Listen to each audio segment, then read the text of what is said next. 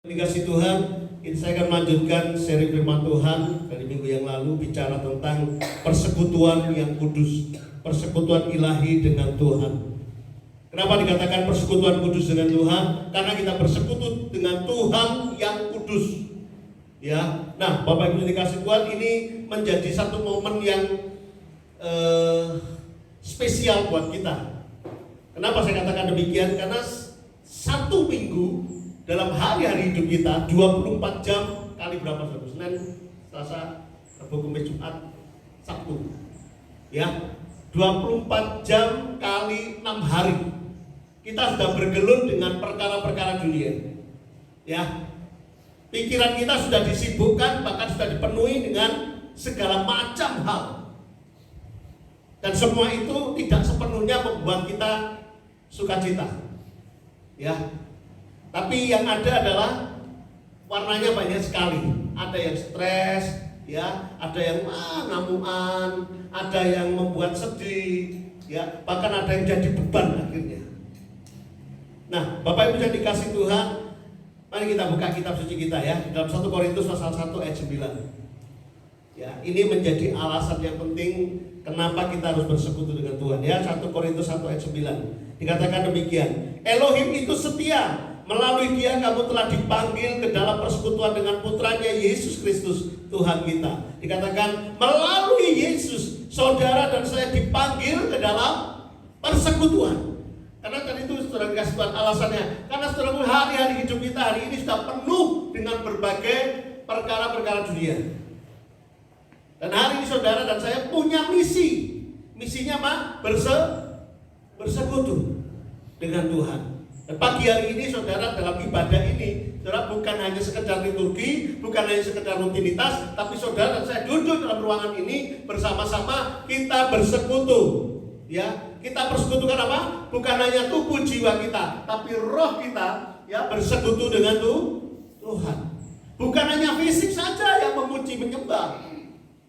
Ya. Tetapi apa? Rohmu juga ikut menyembah. Nah, ketika tubuh, jiwa, roh saudara menyembah, ini menjadi persekutuan yang indah dengan Tuhan.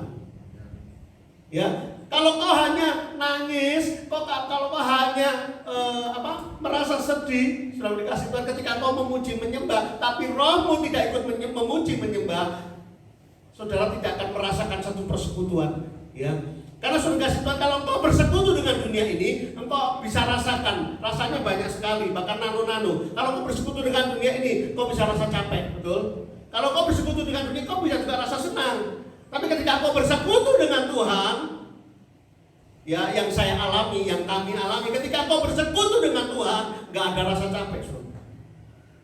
Ketika engkau bersekutu dengan Tuhan, hatimu terus dibuat apa? Merindukan Tuhan, kangen sama Tuhan. Ya, ada banyak hari ini sudah dikasih Tuhan, kalau orang sudah tidak bersekutu dengan Tuhan, sepertinya nggak ada apa-apa. Ya, nah oleh sebab itu, saudaraku, ketika kita dipanggil untuk bersekutu dengan Tuhan, bersatu dengan Tuhan, dengan tujuan apa? Supaya keadaan dunia ini tidak menguasai kita. Ya, sehingga rasa rindu kita hanya pada Tuhan, bukan tertuju hanya pada dunia ini. Ya, bukan tidak boleh menikmati, boleh. Saudara dan saya boleh menikmati pekerjaan saudara, saudara bisa menikmati usaha saudara, saudara bisa menikmati apa yang saudara punya. Boleh.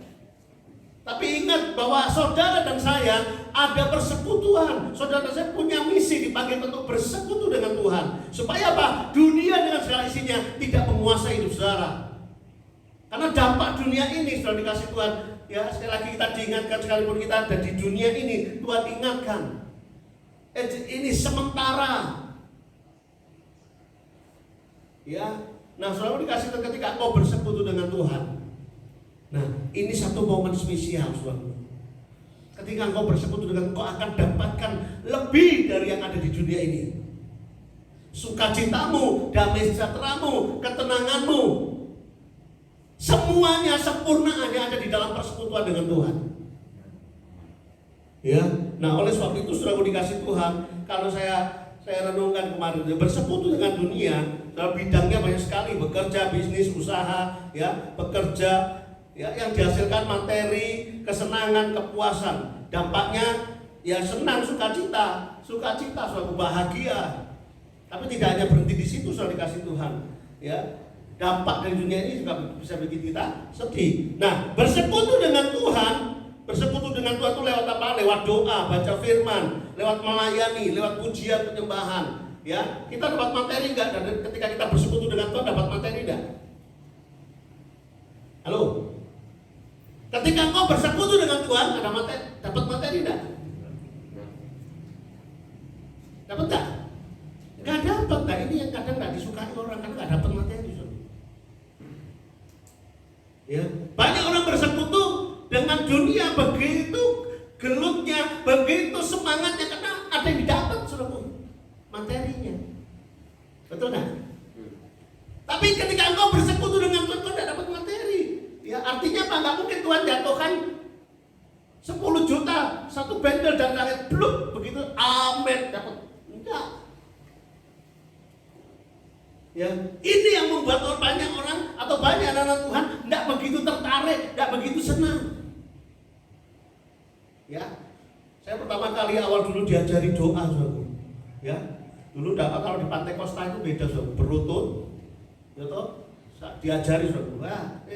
Berdoanya yang menyembah ya, ngomong haleluya, haleluya. Ya, nah Bapak Gembala yang mimpin doa. Ya, bolak-balik sini dulu apa, saudara?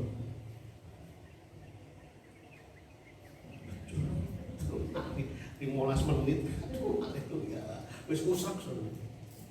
Ya, nah diajak menyembah saudara, diajak bersekutu dengan Tuhan. Waduh, setengah jam, wah cek belum selesai. Terus ketiduran saudara. Gitu, bangun-bangun, ya terima berkat dalam nama Yesus, bangun suku, amin. Itu saya dulu. Kalau Bapak Ibu enggak, pasti enggak. Amin. Ada yang ngaku. Haleluya. Enggak apa-apa. Saudaraku, kita diingatkan bahwa bersekutu dengan Tuhan itu penting sekali, saudaraku. Ya, memang kita enggak dapat materi, tapi apa yang kita dapatkan ketika kita bersekutu dengan Tuhan. Nah, ini penting. Ya, saya kemarin sudah katakan, ketika kau bersekutu dengan Tuhan, kau dapatkan kekuatan kuasanya. Ya. Dan apa yang kau dapatkan persekutuanmu dengan Tuhan itu tidak akan hilang, tidak akan berkurang.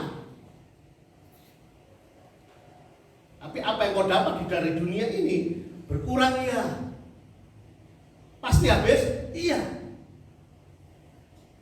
Tapi Tuhan Yesus berkata, memberikan pengajarannya pada waktu itu, ayo cari perkara yang di atas. Kumpulkan hartamu di surga. Karena pencuri tidak akan mencurinya, ngangkat tidak akan merusak.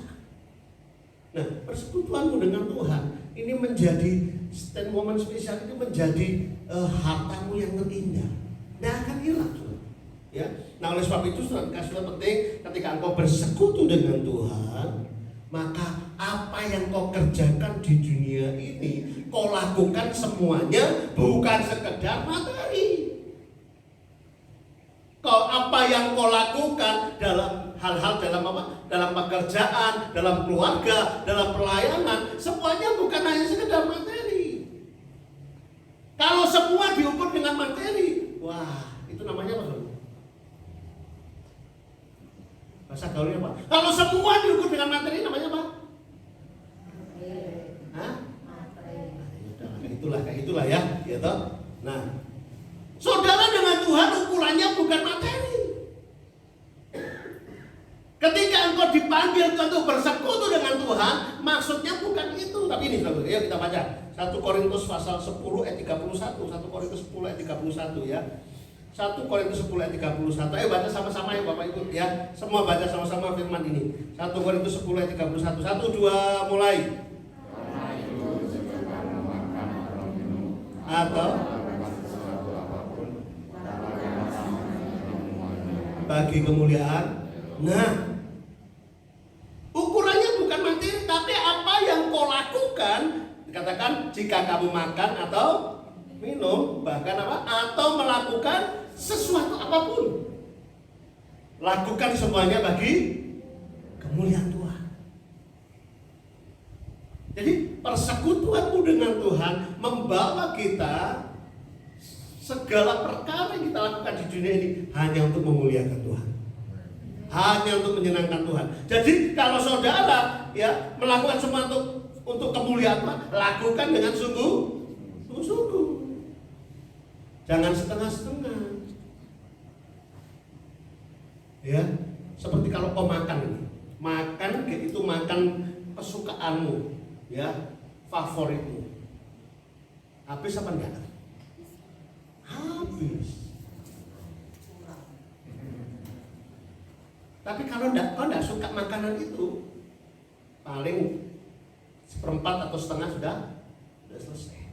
Tapi kalau engkau mempunyai kerinduan, mempunyai kesukaan bersekutu dengan Tuhan, saudaraku, engkau akan terus bersekutu, terus menikmati. Every time. Tidak hanya di gedung ini, di rumah bisa, di pekerjaan bisa. Ya, hidupmu terus terhubung dengan Tuhan. Ya, sehingga tadi ya, kau melakukan segala sesuatunya itu sungguh-sungguh. Ya, kau melakukan segala sesuatunya itu dengan tidak setengah hati. Ayo, ada nggak di sini yang bekerja setengah hati? Ada nggak di sini yang bisnis usaha itu setengah hati? Hah? Contoh yang buka toko nih. Nah, Pak Min buka toko, ya toh? Minggu kan tutup Pak ya. Senin buka, kok Selasa Rebo tutup, kok Kamis buka, ya. Ini kan niat sebenarnya. Tidak sepenuh hati. Ya. Yang sekolah juga begitu. Yang hari ini berjuang dalam studi, ya, walaupun online, ya, online ini kelihatannya belajar online itu lebih enak, gitu. Kalau di kelas mana bisa itu belajar sama nyemil, nggak ada kan? Nggak ada, gitu. Belajar sambil nonton TV ada? Nggak ada, kecuali online misalnya, gitu, bisa nyambi. Nah, tetapi setelah dikasih Tuhan, sekali lagi engkau dipercaya oleh banyak hal oleh Tuhan dalam hidup ini. Ya, kelola dengan sungguh-sungguh, lakukan dengan sungguh. Kau belajarlah sungguh-sungguh.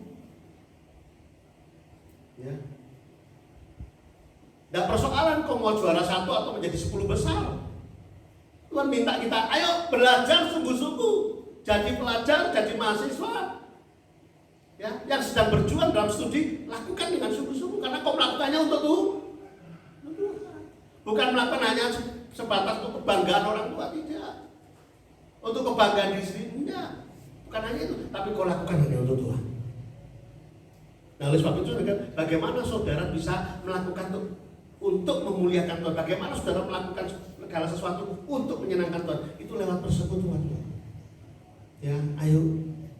Saya rindu Bapak Ibu Saudara, anak-anak remaja, pemuda, kau punya hubungan pribadi dengan Tuhan. Ya, karena ini sangat menentukan. Ingat, kemampuanmu terbatas. Katakan amin.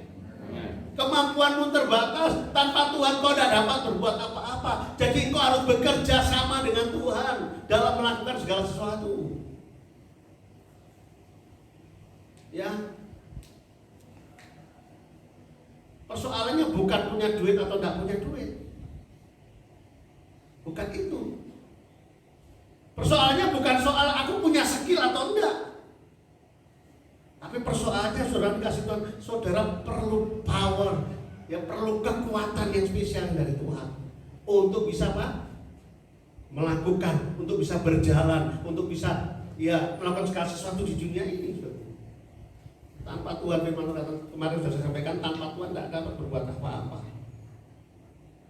Nah, melakukan segala sesuatu untuk kemuliaan Elohim, saudara dikasih Tuhan, saudara melakukan dengan yang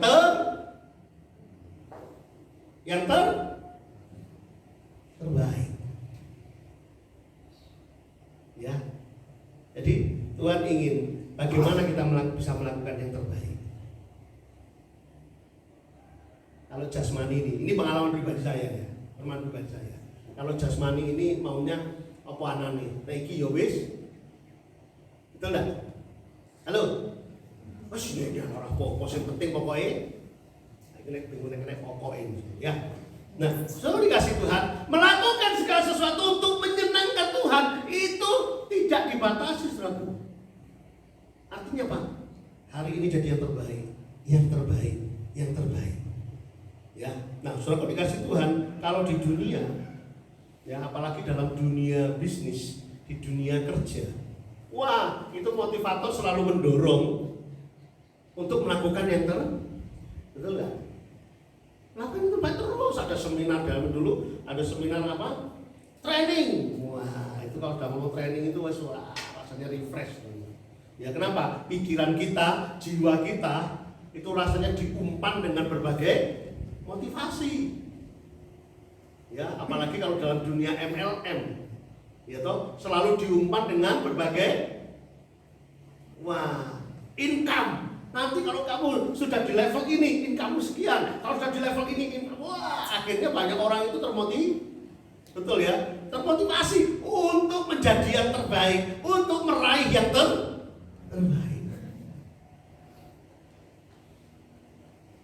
Bagaimana dengan kehidupan rohani kita hari ini? Ada nggak kita spirit semangat untuk meraih yang terbaik, menjadi yang terbaik di dalam Tuhan?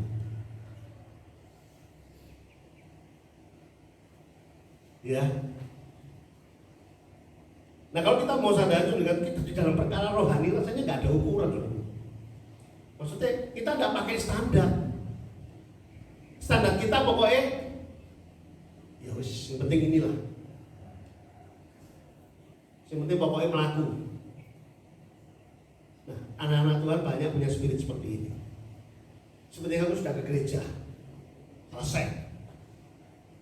Persekutuanmu dengan Tuhan membawa engkau punya misi. Kau dapat menjadi yang terbaik, meraih yang terbaik, beri yang terbaik buat Tuhan, lakukan yang terbaik buat Tuhan. Kalau engkau di dunia, kau bisa lakukan yang terbaik. Masa buat Tuhan tidak bisa? Aneh kan? Masalahnya di spirit aja. Ya.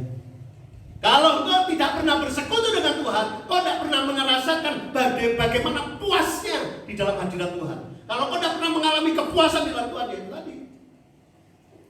Akhirnya ogah-ogahan, akhirnya tidak punya kerinduan bersekutu dengan Tuhan. Ya. Nah, saudara kasih Tuhan sekali lagi, firman Tuhan tidak pernah menjanjikan bahwa ketika engkau bersekutu dengan Tuhan seperti 1 Korintus tadi ayat di awal tadi, ya di dalam firman itu tidak menjanjikan. Ya, Elohim itu setia. Melalui dia engkau dipanggil dalam persekutuan dengan putranya Tuhan Yesus Kristus Tuhan kita.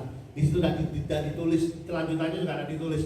Ya, ketika engkau bersekutu dengan Tuhan, nanti hartamu melimpah. Ketika engkau bersekutu dengan Tuhan, nanti hidupmu aman.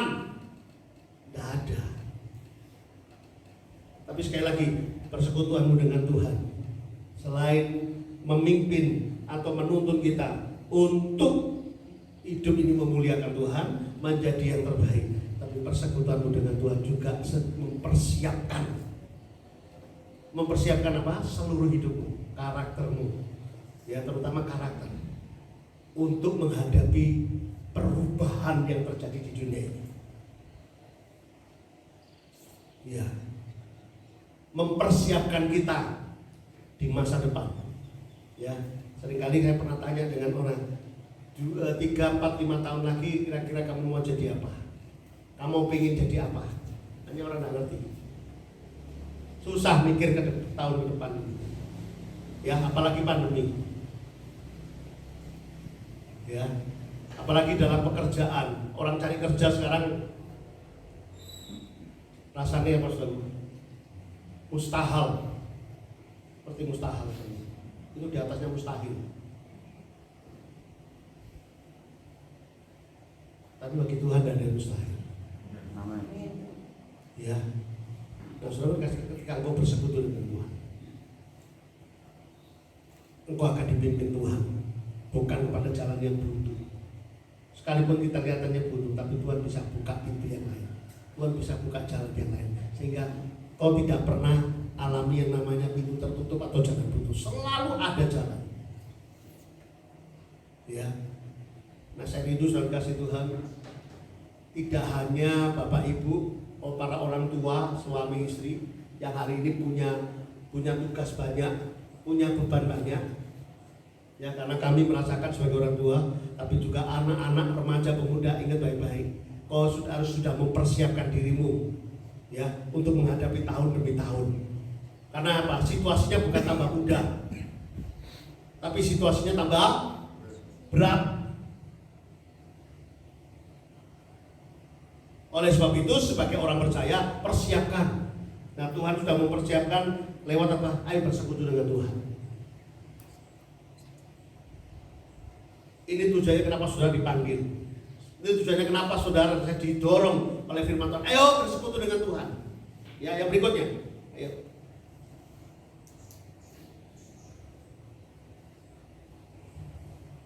Yeremia 17 ayat 7. Yeremia 17 ayat 7. Ayo, ini ayat yang bikin senang ya, ayat yang menyenangkan sekali. Yeremia 17 ayat 7, baca sama-sama ya. Yeremia 17 ayat 7. 1, 2, mulai. Ayo sama-sama, lebih jelas tentu katakan amin ya. 1, 2, 3. Di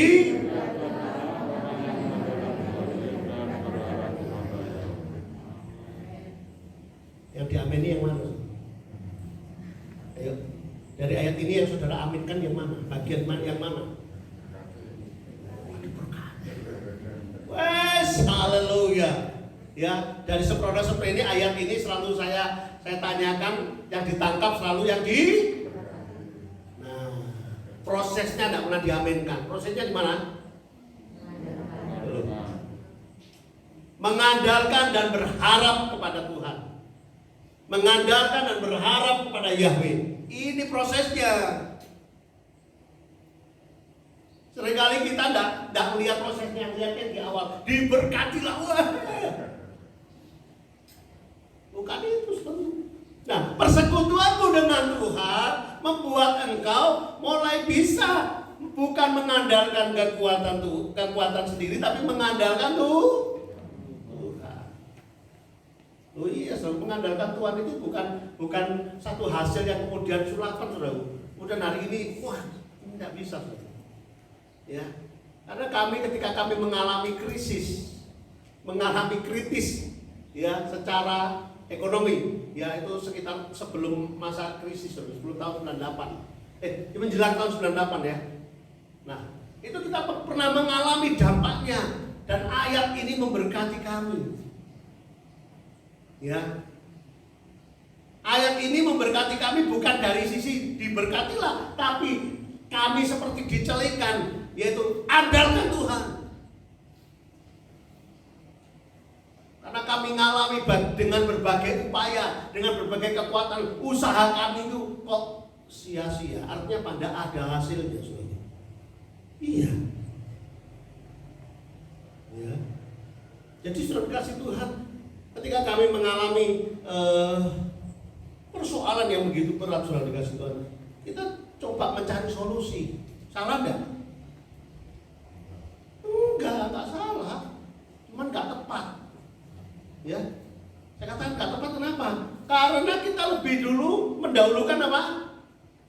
Kita lebih mendahulukan usaha kita sendiri daripada kita datang sama Tuhan. Ketika kami mulai mengedepankan usaha kita sendiri, wah, cari usaha ke si A, si B, si C, si D, semuanya so. Nah, kemudian ketika ketemu ayat ini sudah dikasih Tuhan, apa yang kami lakukan? Kami meresponi ayat ini, kami diem. Wis, saya bilang sama istri saya, mah leren, wis kesel. Hasilnya so. Udah, kita berdoa. Ya, ketika kita mulai tenang. Nah, ini ada bahasa apa itu? Bahasa keren. Ketika kita mulai tenang, ada bahasa kerennya, mak betutu. Apa itu mak betutu? Loh, itu bahasa keren ini sebenarnya. Tapi dalam firman Tuhan ada apa yang tidak pernah Ibu dalam hati, apa yang tidak pernah ada dalam pikiran, apa yang tidak pernah kita lihat, apa yang tidak pernah kita dengar, itu yang belum sediakan. Ketika kau bersekutu dengan Tuhan, kau akan mengalami surprise dari Tuhan. Ya tadi, apa yang tidak pernah kau duga, tahu-tahu Tuhan bawa kita kepada perkara-perkara yang ajaib. Dan di situ kami baru mengerti. Oh, jadi kalau Bapak Ibu Saudara hari ini ya kau sudah menghadapi tantangan berat, yang kau kedepankan bukan kekuatanmu, bukan usahamu, bukan pikiranmu, tapi apa? Datang sama Tuhan. Ya, zaman para pemimpin di Perjanjian Lama, ya, pemimpin Israel sampai para raja. Kalau saudara baca satu raja-raja, dua raja-raja, ya. Siapa di sini yang dulu seneng cerita silat? Ada nggak seneng cerita silat?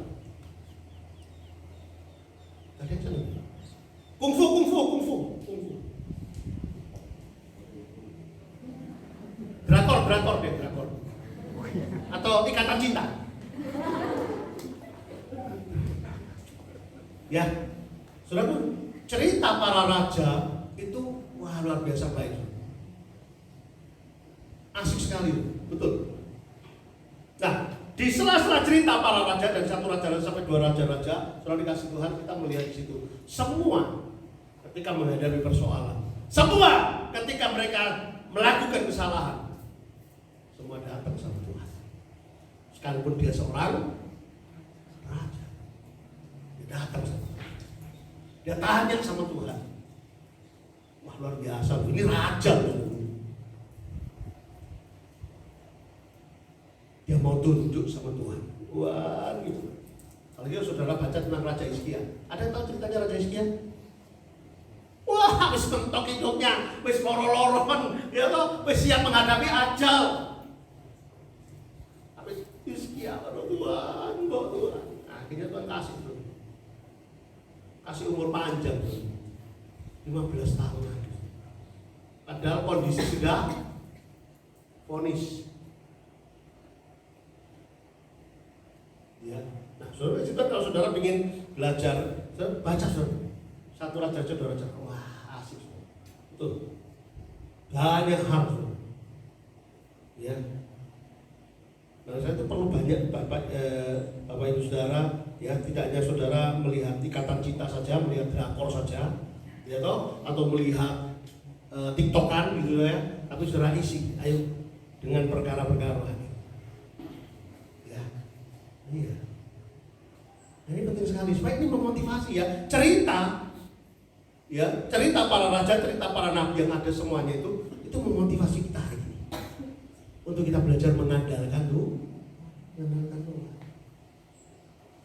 Kalau tahu Nabi Elia itu kurang sakti bagaimana? Ya, maksud itu ada kekuatan kuasa Tuhan dalam hidupnya. Ya toh? Berapa nabi Baal yang di Saudara? Halo, berapa? Loh, kok di semua? Berapa nabi Baal yang dibantai sama Nabi Elia? Waduh. Ya, nanti coba dibuka dengan kita ya. Nah, sudah dikasih Tuhan puluhan. Dan sudah dikasih Tuhan atau 50 atau berapa? 50 Pak untung ya? 200 ribu. Bayangin, seorang diri membantai 200 nabi Baal. Masa akal enggak? Halo? Apa sih? Itu luar biasa, saudara. Ya. Nah, suatu ketika kelemahannya Nabi Elia di mana, saudara? Sama 200 nabi Baal aja dia menang. Tapi kelemahannya Nabi Elia di mana? Gara-gara wanita Isabel. Pedih. Ya. Nah, saudara kasih Tuhan, kita melihat ketika Elia takut, saudara, dia kemudian duduk. Yang dikatakan apa? Tuhan, aku lebih mati aja. Aku tidak berguna, aku lebih mati aja Tuhan. Ya. Ngomong begini ada persekutuan dengan Tuhan. Kemudian Tuhan apa? Memberikan kekuatan, disediakan makan. Akhirnya dia jadi kuat. Nah, saudara dikasih Tuhan banyak hal dari firman Tuhan ini yang bisa memotivasi kita. Ya, makanya banyak bersekutu dengan Tuhan. Engkau akan dapat spirit yang banyak, saudara. Bukan hanya spirit rohani, spirit jasmani juga, saudara. Ya. Karena memang kau dipanggil oleh Tuhan untuk bersekutu. Ya. Nah, spirit dengan Tuhan itu spirit yang menyenangkan. Kenapa? Ya, ini saya mengalami sendiri ketika kau baca firman. Firman yang sama memberikan spirit yang berbeda. Oh iya. Saya ulang ya. Firmannya bodoh, ayatnya sama, tapi remanya berbeda. Nah, pernah nggak di sini anak-anak remaja pemuda yang pernah dapat rema?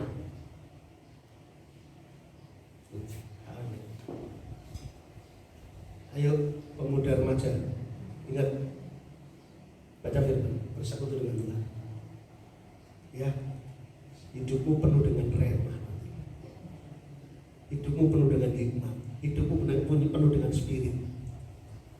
Ya, hidupmu bukan lagi ditentukan dengan keadaan dunia ini, tapi hidupmu betul-betul engkau menggantungkan hidupmu bahwa hidupku hanya ditentukan oleh Tuhan.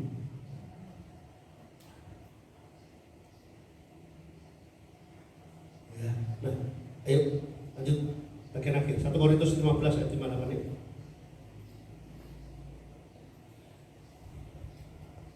1 Korintus 15 ayat 58. Karena itu saudaraku yang terkasih, jadilah teguh, jangan goyah, bersemangatlah selalu dalam pekerjaan Tuhan, karena kamu tahu bahwa jerih lelahmu di dalam Tuhan tidaklah,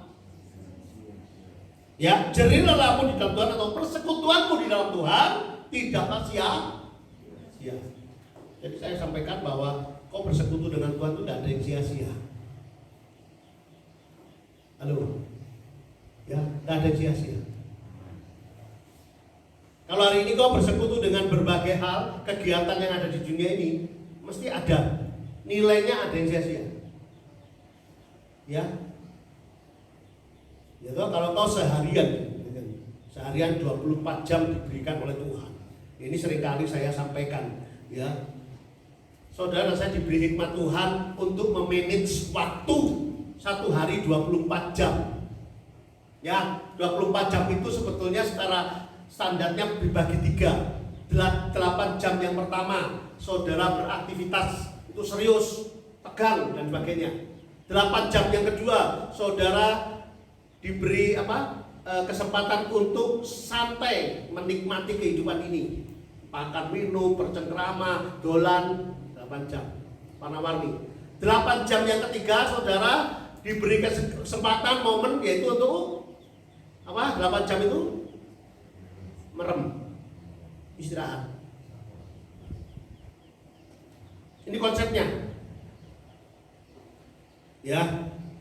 Nah, saudara kasih Tuhan, kalau saudara bisa memanage waktumu yang 24 jam menjadi 3 bagian ini, ya. Nah, saudara hidup akan enjoy, enak. Jangan 24 jam itu diparuh bagi 2. Nah, diparuh bagi 2. Macam-macam itu. Ada itu 24 jam dibagi 2. 12 jam di kamar turu gak jelas. Gitu. Yang 12 jam berikutnya ya begitu. Melek tapi gak jelas juga. Mereka nonton TV, mereka HP-an, nenda apa saja itu. Nah, tapi kasih Tuhan ini banyak kesia-siaan. Kenapa? Karena nggak menambah apa-apa. Cuma nambah seneng dan kepuasan. Setelah itu selesai. Tetapi ketika kau bersekutu dengan Tuhan, lihat kekuatanmu bertambah, pikiranmu tidak stres, engkau tidak perlu khawatir, engkau tidak akan takut lagi dengan keadaan dunia ini. Ya. Nah, saudara dikasih Tuhan. Kemarin sudah berapa waktu yang lalu ya, berapa minggu yang lalu, saya berkomunikasi dengan pemimpin pabrik di mana dulu waktu sebelum pandemi saya mesti melayani di sana, ya, karyawan-karyawati di sana, ya. Dan saudara kasih Tuhan, hari ini banyak pemimpin pabrik, pemimpin atau pengusaha sedang letih lesu dan berbeban berat. Karena menghadapi apa? Grafik yang terus menurun. naiknya tidak seberapa. Yang turun pasti turun jelas. Dan ketika melihat grafik yang turun, naiknya dikit tapi turunnya drastis. Lalu spiritnya apa saudara? Lemas bagus. Artinya spiritnya capek aku ya apa ya? Sampai pikiran sudah terkuras habis, bahasanya begitu.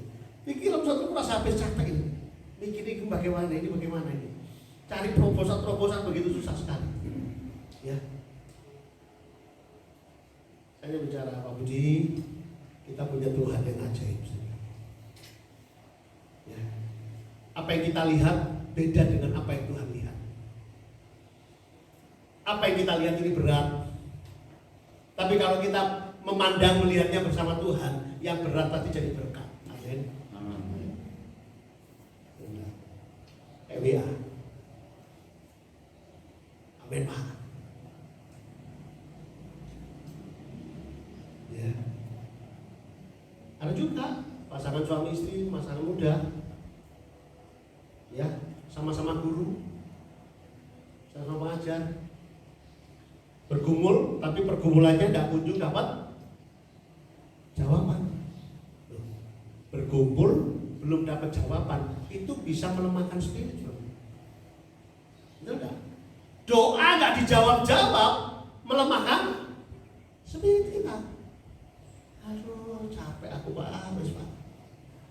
Bisa aku sementara ini nggak melayani karena gereja Pak. Loh kenapa? Loh aku bergumul nggak dapat jawaban. Ayo, kamu ke gereja melayani aja bergumul, doa nggak dijawab. Dan Daniel kamu nggak ibadah, nggak melayani, terus kamu dapat jawaban dari mana? Sudah aku dikasih Tuhan. Ketika engkau bersekutu dengan Tuhan, ya, Tuhan buat engkau bisa mengandalkan Tuhan. Artinya apa? Kau menggantungkan hidupmu sama Tuhan. Sekali lagi, apa yang kau lihat, apa yang kau pandang hari ini, kalau kau memandang sendiri rasanya menakutkan. Rasanya membuat engkau tidak bisa semangat. Rasanya membuat kita jadi lemah. Tapi ketika engkau berjalan bersama Tuhan, ketika engkau menggantungkan hidupmu sama Tuhan, maka engkau akan melihat pemandangan kehidupan ini bersama Tuhan. Jawabannya satu, wah asik Tuhan, asik benar. Ya, kenapa kau dikasih Tuhan? Ketika engkau bersama Tuhan, bersekutu dengan Tuhan, engkau akan dibawa naik sama Tuhan. Masalahmu di bawah, tapi engkau dibawa naik. Tuhan melihat masalahmu ada di bawah. Semakin engkau naik melihat masalahmu, semakin besar atau semakin kecil? Semakin kau naik, semakin kecil. Artinya selalu dikasih Tuhan, ketika engkau terus bersekutu dengan Tuhan, engkau akan dimampukan Tuhan, dikuatkan Tuhan untuk menghadapi setiap persoalan. Makanya saudara kasih Tuhan, ini penting ya, bahwa persekutu, kita dipanggil Tuhan untuk bersekutu dengan Tuhan. Ini punya kaitan, punya kepentingan dengan perkara-perkara di dunia ini. Ya. Dan sebab itu saudara dikasih Tuhan, setiap Bapak Ibu Saudara di tempat ini, gedung ini, ataupun di rumah, ayo luangkan waktu bersekutu dengan Tuhan. 10 menit, 15 menit, it's okay. Ya, kenapa? Persekutuanmu dengan Tuhan tidak sia-sia. Ya, kemarin Pak Gigi bilang saya, Pak, nanti ini minggu ini maksudnya ya, dia bilang minggu depan, minggu ini lagunya lama-lama, nggak persoalan. Mau lagu lama, yang penting apa? Kau memuji menyembah dengan roh Tuhan. Ya. Yang penting dengan roh Tuhan. Karena ketika kau bersekutu dengan Tuhan, itu bukan soal lagu lama, lagu baru. Yang persekutuanmu dengan Tuhan itu bicara hati dengan Tuhan. Kau menyembah Tuhan, kau menyenangkan Tuhan, kau merindukan Tuhan. Nah itu sudah Tuhan. Mau lagu baru ya boleh. Ya.